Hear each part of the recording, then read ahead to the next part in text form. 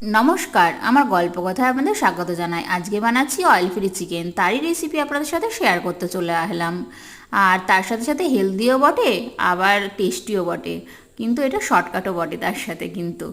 আর এই যে এখানে 1 কেজি চিকেন নিয়ে নিয়েছি, সেটাকে ভালো মতো ধুয়ে এখানটাতে লেবু রস দিয়ে দেবো, ভালো করে ম্যারিনেট করে 1 ঘন্টা মতো রেখে দেবো, যাতে এর নোংরা জলটা আর তার সাথে যে নোংরা জিনিসগুলো থাকে ওর মধ্যে সেটাও বেরিয়ে যায়।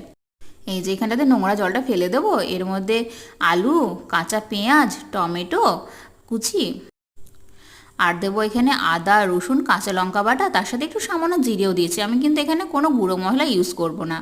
আর এখানে দিয়ে দিয়েছি টক দই, গোটা গরম মশলা, আর দেবো লবণ, আর দেবো হলুদ।